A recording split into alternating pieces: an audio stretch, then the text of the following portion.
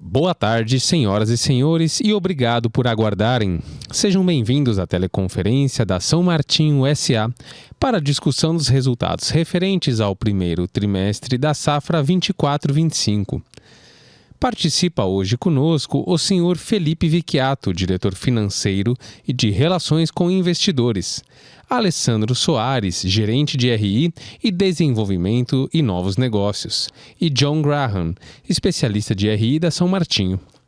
O áudio e os slides dessa teleconferência estão sendo transmitidos simultaneamente pela internet no site www.saomartinho.com.br/ri. Os participantes poderão escolher qual o idioma da apresentação deseja visualizar. Na parte superior da tela, duas abas aparecerão com as opções. Informamos que todos os participantes estarão apenas ouvindo a audioconferência durante a apresentação da empresa. Em seguida, iniciaremos a sessão de perguntas e respostas para investidores e analistas, quando mais instruções serão fornecidas. Informamos que algumas informações contidas nesse conference call podem ter projeções ou afirmações sobre expectativas futuras. Tais informações estão sujeitas a riscos conhecidos e desconhecidos e incertezas que podem fazer com que tais expectativas não se concretizem ou sejam substancialmente diferentes do que era esperado. Agora, gostaria de passar a palavra ao Sr. Felipe Vicchiato, que iniciará a conferência. Obrigado. Boa tarde a todos, obrigado pela participação no call de resultados do primeiro trimestre da safra 24-25.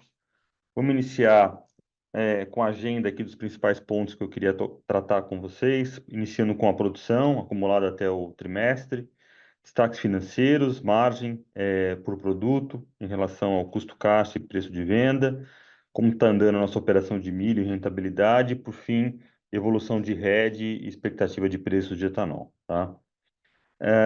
Na moagem, a gente teve uma moagem bastante forte até o encerramento aí de junho, né?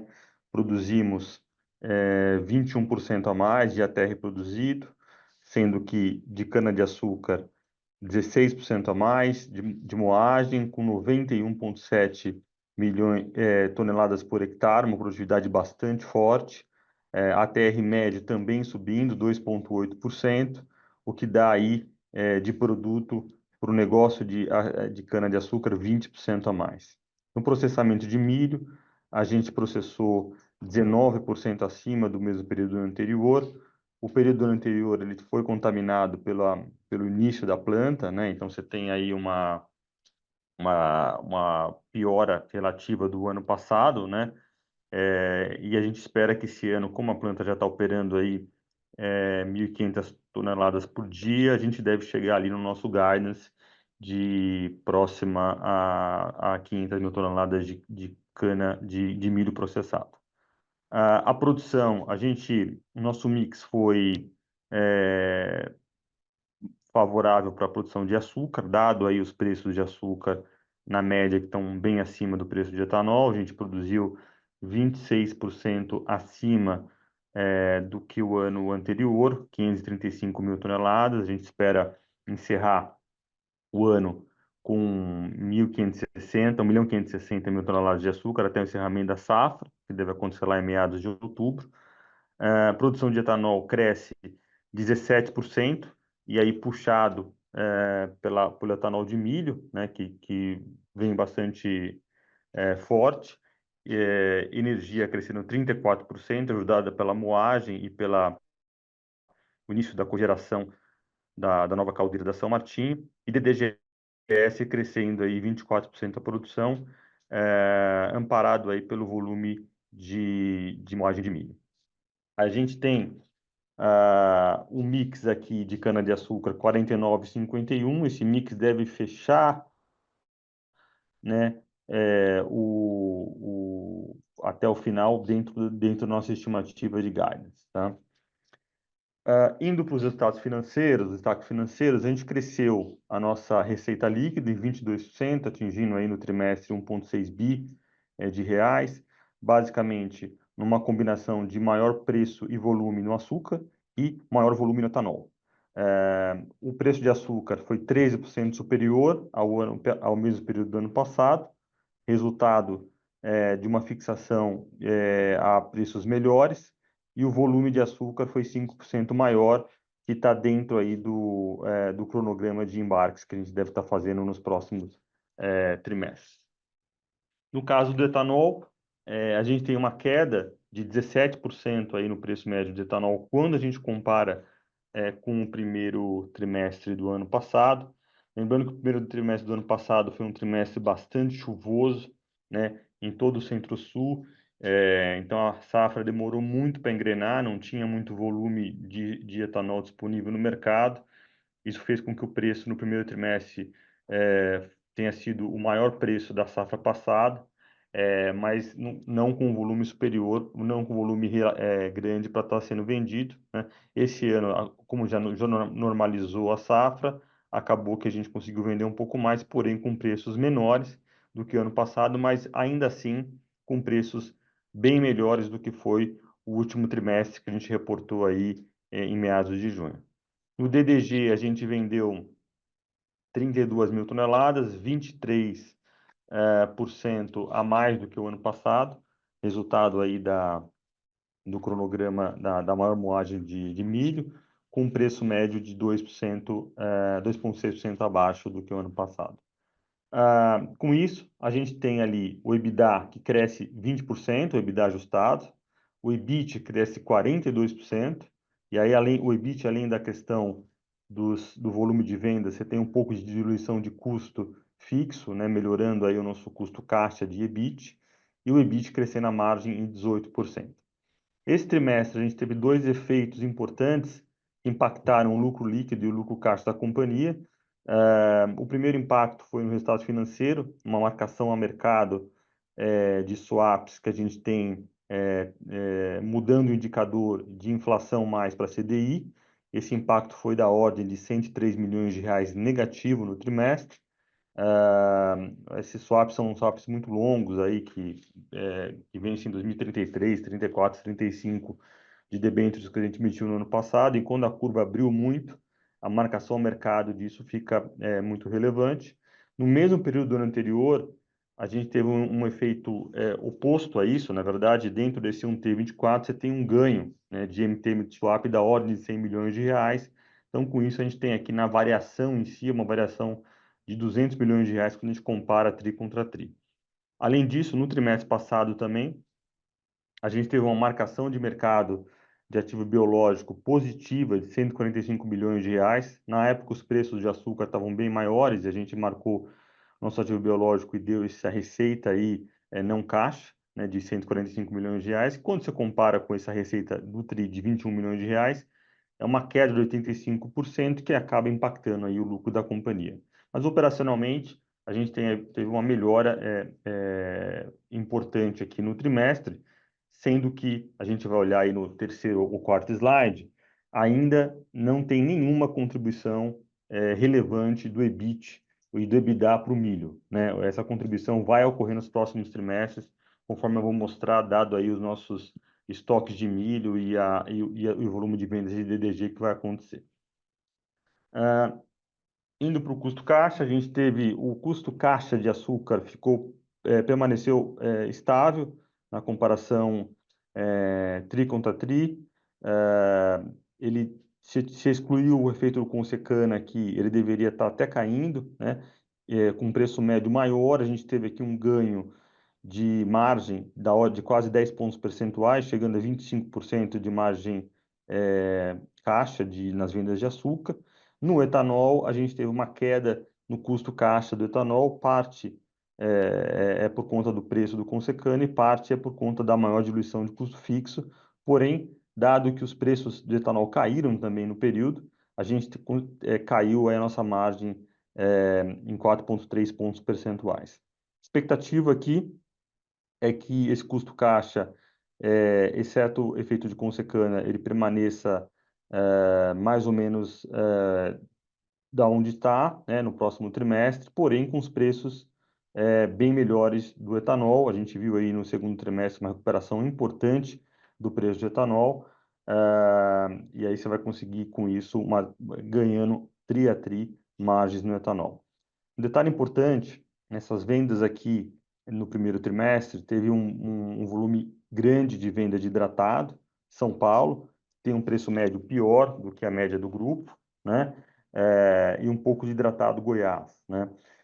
Nos próximos trimestres, o meu mix de vendas ele melhora, né? Eu tenho mais etanol de exportação, de contratos já fechados, eu tenho mais volume de anidro e tenho mais volume de etanol de Goiás, que tem a questão do benefício do produzir, que acaba, quando você faz o gross up do preço, ele fica maior.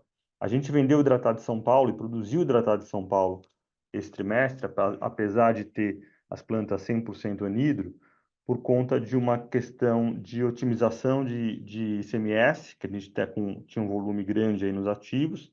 Então, do ponto de vista de conversão de caixa e de margem de caixa, esse número aqui é até maior, uma vez que a gente está acelerando aí e diminuindo o capital de giro que está no meu ativo circulante. Indo na sequência, a gente fala um pouco da operação de milho. A gente moeu aí 124 milhões de toneladas, mil toneladas, em linha com guidance. Esse trimestre, a gente passou no resultado um preço de milho a R$ 62 por saco. Lembrando que no fim de março, a gente tinha um estoque de 143 mil toneladas de milho para partir a safra. A safrinha de milho, ela começa a aparecer na região em meados de junho, né? Então você tem que virar com um volume de estoque para fazer esses primeiros meses, e esse volume de estoque foi construído aí num preço médio, num custo médio maior, né? É por isso que a margem EBIT e EBITDA de milho está bastante baixa. Quando a gente olha o volume de estoque de milho físico que eu tenho, mais as entregas futuras que já estão garantidos os preços, a gente deve estar passando nos próximos trimestres com preço de milho a R$ 51 por saco.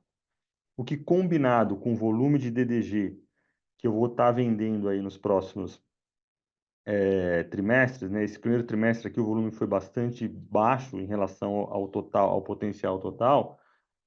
Eu devo estar já indo para um EBITDA e EBIT de etanol de milho entre 250 a 300 milhões de reais no ano inteiro, né?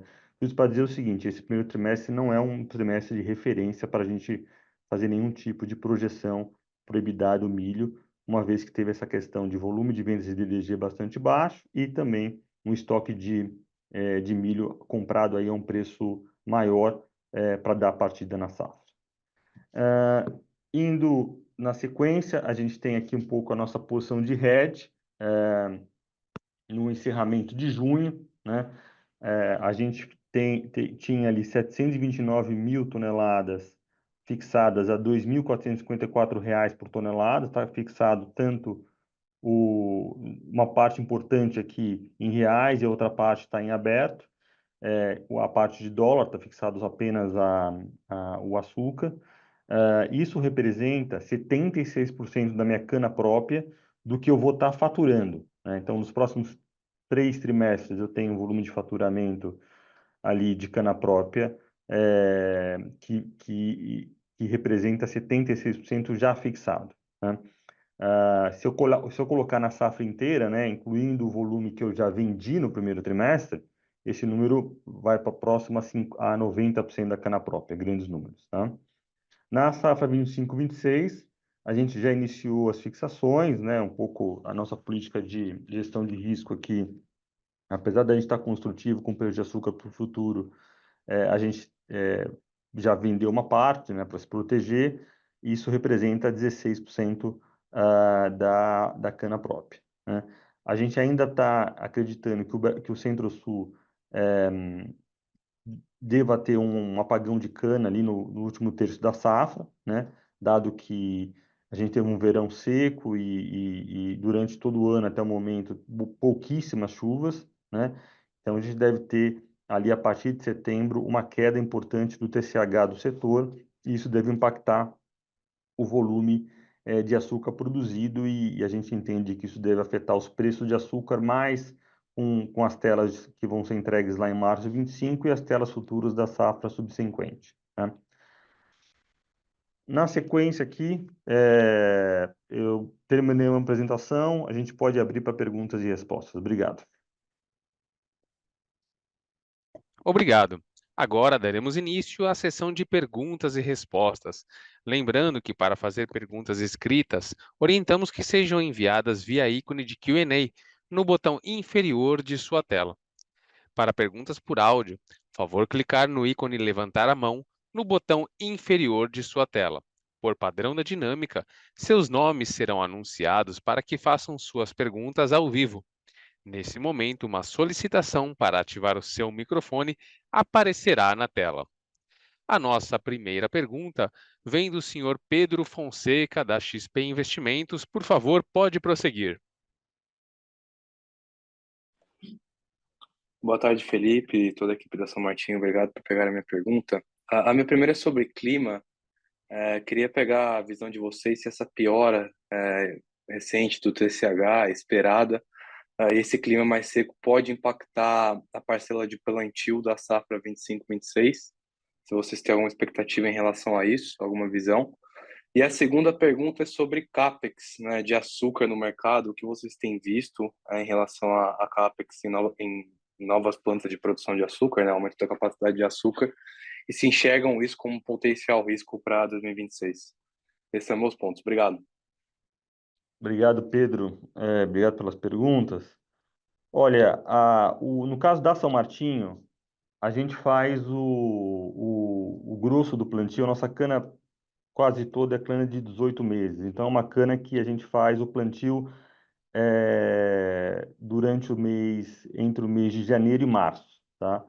Então, a gente tem o nosso impacto em relação às chuvas, né, é bem reduzido, uma vez que você não tem, é um período que majoritariamente a gente tem chuva, tá? Então, entre janeiro e março a gente faz o plantio. Mas quem tem cana de ano, né, que é uma grande parte do setor, né, aí sim está sendo impactado porque não tá plantando a cana e está com dificuldade, a cana não tem brotação, etc., né? Em relação ao volume de investimentos em cristalização, né, mix de etanol para açúcar, eu acho que todos os projetos que já estavam no pipeline já foram anunciados e estão rodando nessa safra. Eu não vejo hoje nenhum incentivo, né, para fazer investimento em mix de açúcar, uma vez que, o preço de açúcar caiu do patamar lá de 23, 24, onde esses investimentos todos foram contratados, e dois, o preço de etanol recuperou bastante, né? A gente teve um susto grande no etanol no ano passado, ficando abaixo da paridade por muitos meses, né? Também ajudou aí na tomada de decisão de cristalização de açúcar de muitas empresas, a São Martinho inclui nesse número, mas a partir de agora, com um prêmio ali na casa de 20, 25%, é muito difícil você achar um investimento que só de pequeno, tirar gargalo de fábrica que compense isso, tá? Então, acho que o que está aí 42 milhões de toneladas, né, é onde vai ficar o volume de produção de açúcar. Super claro, Felipe. Obrigado. Obrigado. Nossa próxima pergunta vem do senhor Lucas Ferreira, da JP Morgan. Por favor, senhor Lucas, pode prosseguir.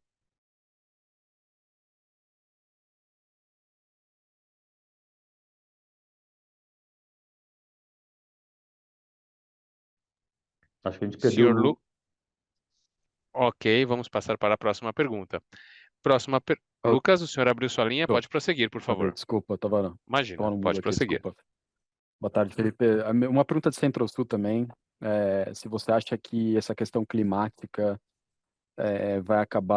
pode acabar tendo até algum downside risk para moagem no Centro-Sul, para previsão de moagem. Parece que a cana também tá mais seca, mais fibrosa, enfim, se eventualmente até a parte dessa cana vai ser moída o ano que vem para ter um tempo maior de desenvolvimento. E aí a segunda pergunta sobre açúcar. Na tua opinião, você falou um pouco, né, sobre a estratégia de hedge, etc., que você espera, enfim, tá um pouco mais construtivo para frente, mas o que você acha que é trigger aqui para o açúcar? Se essa, vamos dizer assim, um pouco mais morte súbita aí da safra em setembro, um pouco para frente, se isso pode ser trigger para o açúcar? Você acha que câmbio enfim, acabando tendo um efeito negativo aí no ponto de vista técnico, quando a gente olha o New York 11, o real, depreciação do real, enfim, o que você acha que é trigger aí pro açúcar andar? Um abraço, obrigado. Oi, Lucas, boa tarde, obrigado pelas perguntas. Eu acho que, assim, a nossa estimativa aqui, né, de moagem para o Centro-Sul, já é uma estimativa olhando um pouco essa situação do canavial de uma maneira geral do setor, tá? O nosso número, ele é bem parecido com o da Datagro, entre 590 e 600 milhões de toneladas. A gente acha que não passa muito disso, tá? Pelas razões exatamente do que você comentou. Com um agravante que é essa questão acho que o nome técnico é destrose, uma coisa assim, da cana, que acaba que no fim do dia a quantidade de açúcar convertida na moagem ela é menor do que deveria, dado uma capacidade X de cristalização, e com isso você faz menos açúcar e mais etanol. Então, além de você ter um volume limitado de cana-de-açúcar, essa questão da cana, né, em si, está fazendo com que a produção de açúcar seja menor até do que o estimado, né? Saiu hoje o número da única, né? Essa quinzena aqui é uma quinzena que predominantemente deveria ter muito açúcar, porque é uma quinzena onde está o ATR super alto, onde você tá frio e você acaba concentrando o ATR, e você olhar estatisticamente, foi o ATR barra a quantidade de saco por tonelada de açúcar convertido foi bastante baixo, né? Por conta desse efeito que você comentou, né? Então, a gente acha que hoje que está nos preços de mercado do açúcar, efetivamente não contempla o Brasil produzindo ali 40 milhões de toneladas, o Centro-Sul, né? E muito menos que essa safra vai continuar com baixo crescimento nos próximos anos, tá? Diria que o preço é 17 centavos, né? Tem muita empresa que, mesmo com câmbio a 5,50, está operando muito ali abaixo, muito perto do custo caixa, tá?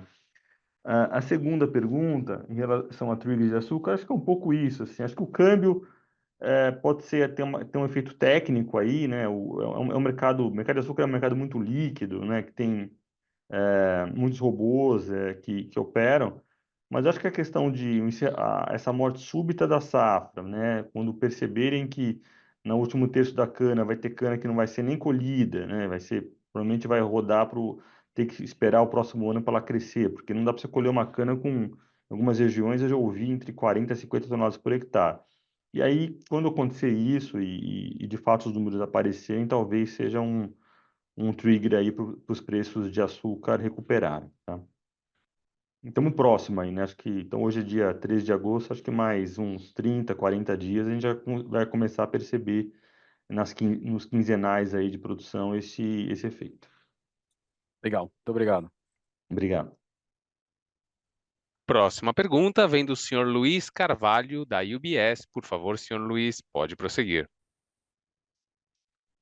Fala pessoal, boa tarde, parabéns aí pelos resultados. Tem duas aqui.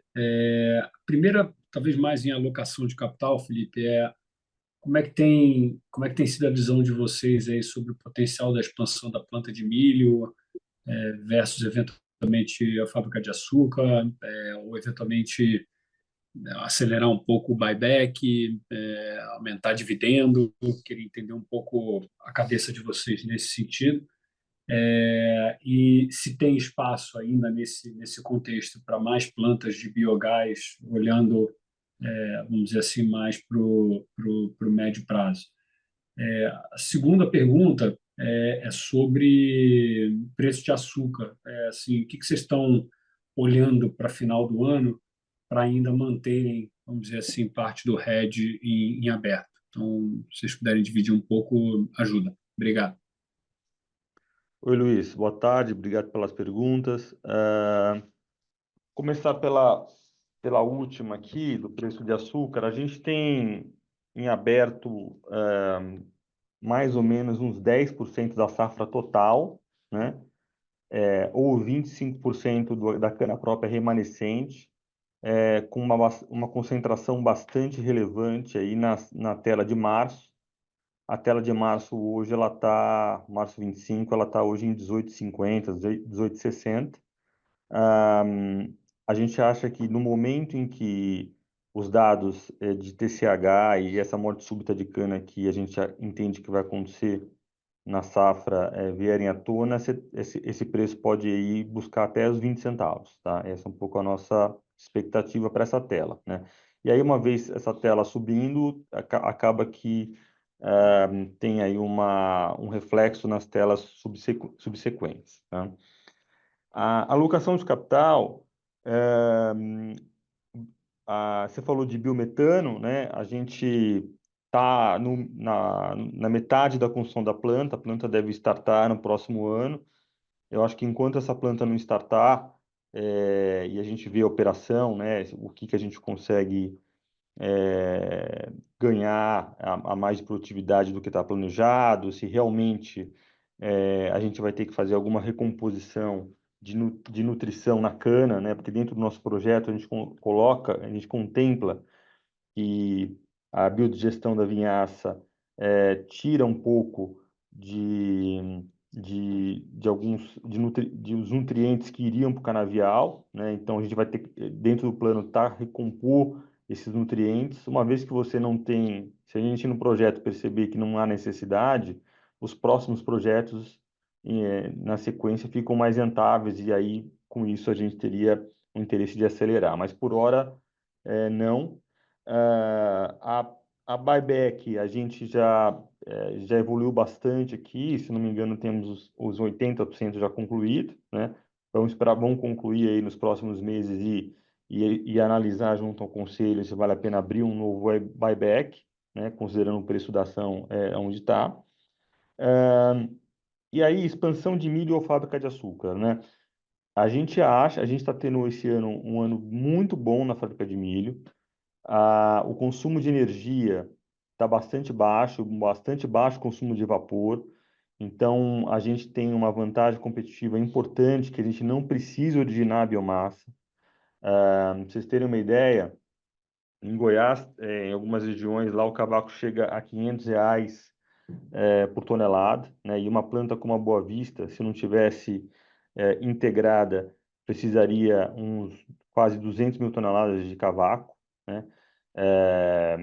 Então, a gente estamos analisando para ver se a gente consegue dobrar essa planta sem a necessidade de depender de cavaco de madeira, para nada, tá?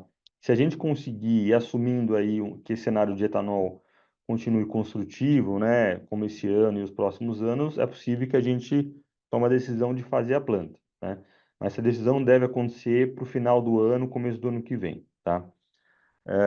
Agora, a fábrica de açúcar, né, ela seria lá na própria Boa Vista, né? O problema, né, é que fábrica de açúcar você sempre tem que é um investimento relevante, né? E você deixa de produzir etanol para produzir açúcar. Então o retorno é sempre mais apertado. Eu diria que se os preços de açúcar, por alguma razão, não recuperarem, e quando eu falo recuperarem é subir ali uns 20% pelo menos do patamar que estão, eu acho difícil algum projeto conseguir pagar, né, com a atual situação da Boa Vista, né? Porque quando você faz uma fábrica de açúcar na Boa Vista, você perde etanol, você perde levedura, né? A gente tem lá uma fábrica de levedura bastante moderna que a gente vende, né? Então, eu produzindo menos vinhaça, eu não consigo produzir levedura. E o etanol, até 2032, a gente está dentro do produzir, né? Tem esse benefício fiscal que no açúcar não teria, né? Então, eu acho que dentro de alocação de capital, o que é mais lógico aqui seria a expansão do milho, tá? Perfeito. Fechado. Obrigado, pessoal. Obrigado. Próxima pergunta vem do senhor Bruno Tomazetto, do Itaú BBA. Por favor, senhor Bruno, pode prosseguir.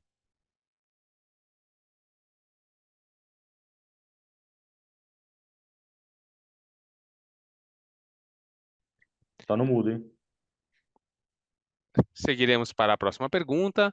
do senhor Pedro Gama, do Citi. Por favor, senhor Pedro, pode prosseguir. Oi, pessoal, boa tarde. Obrigado por pegarem minhas perguntas. Primeiro, tem uma pergunta mais do lado de comercialização de etanol, né? Parece que o mercado já estava reagindo bem a um balanço de oferta e demanda mais apertado, e, adicionalmente, a Petrobras ainda aumentou o preço da gasolina. Eu gostaria de entender como é que vocês esperam a dinâmica de paridade de preço ao produtor para os próximos meses da safra, se faz sentido ver a paridade subindo e o preço subindo também, e como a gente pode esperar a dinâmica de comercialização nessa safra. A gente pode esperar um nível de estoque mais baixo do que na safra anterior para os próximos trimestres? E, adicionalmente, no mercado de açúcar, Felipe, eu gostaria de ouvir um pouco da cabeça da companhia para o mercado indiano. Como é que vocês veem o país atingindo as metas do E20? Obrigado. Oi, boa tarde, obrigado pelas perguntas. Olha, hoje a paridade está em 66%, se eu não me engano.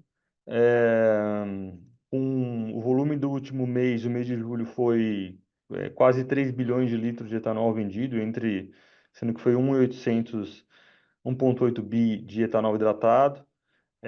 A gente acha que essa paridade deve aí chegar ali, ao longo dos próximos meses, muito próximo aí da paridade econômica, que é próxima a 70%. As nossas vendas devem ser mais graduais ao longo dos trimestres, sem carregar muito, mais ou menos 25% a 30% por tri, né? A gente não espera carregar muito etanol até para o final da safra, como a gente fez no ano passado, né? O nível de, de estoque, né? Eu já comentei a questão do preço de açúcar que você falou. Só me repete do preço de açúcar, acho que eu não peguei aqui, Pedro, desculpa. Opa, a minha dúvida é assim, o que vocês enxergam para o mercado indiano, Silva? Como é que vocês veem o país atingindo as metas de etanol? Não, olha, na verdade o mercado indiano são metas, não é um mandato, né? Só para a gente deixar claro, eu entendo que isso vai acontecer. Eles adiaram por um ano, né? E tem uma série de investimentos em plantas de etanol que foram feitos e precisam ser remunerados. A gente acha que eles vão fazer e vai haver uma conversão de açúcar para etanol, né? Então, estamos expectativa que isso aconteça aí no próximo ano com uma maior velocidade, até porque no próximo ano eles provavelmente vão recuperar a produção de açúcar, tá? Que vem de uma base bastante baixa. Acho que a base desse ano a gente tá imaginando que seja próxima a 31 milhões de toneladas. No outro ano subsequente, eles recuperam isso. E aí, com isso, essa recuperação, parte dessa sacarose deve ir para a produção de etanol, que ajuda aí a sustentar um preço de açúcar um pouco mais saudável, tá? Tá ótimo, obrigado. Obrigado. Próxima pergunta vem do senhor Tiago Duarte, do BTG Pactual. Por favor, senhor Tiago, pode prosseguir. Obrigado. Boa tarde, Felipe. Boa tarde a todos.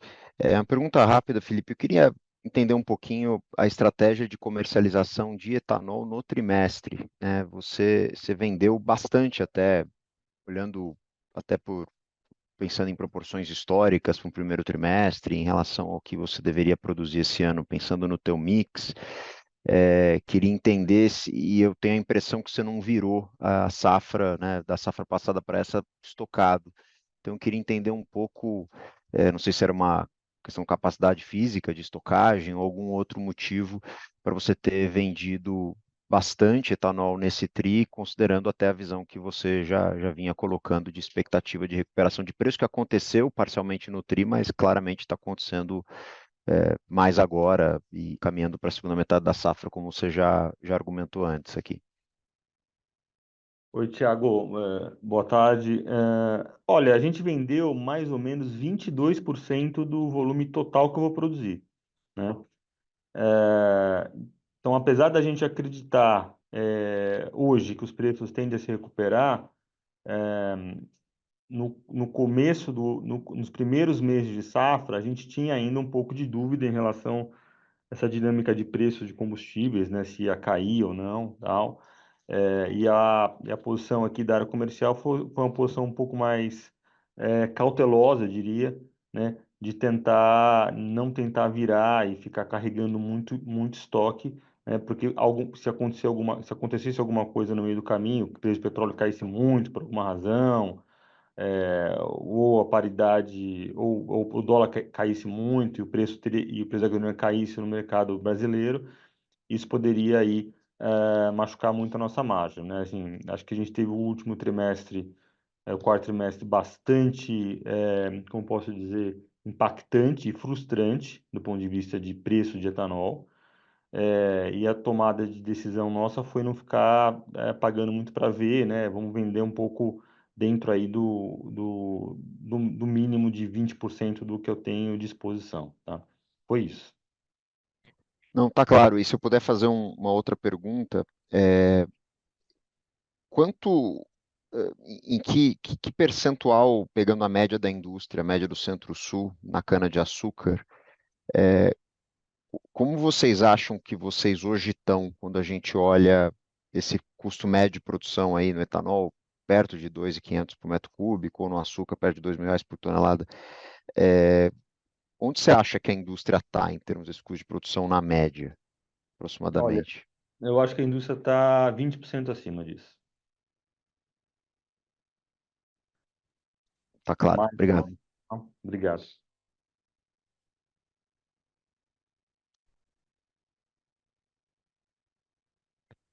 Encerramos nesse momento a sessão de perguntas e respostas. Gostaria de passar a palavra ao senhor Felipe Vicchiato para as considerações finais. Bom, obrigado a todos aí pela participação. Estamos à disposição aqui qualquer dúvida adicional, eu e minha equipe. Nos vemos aí no próximo trimestre, lá em meados de novembro. Um abraço, boa tarde e boa semana a todos. A teleconferência da São Martinho está encerrada. Agradecemos a participação de todos e tenham uma boa tarde.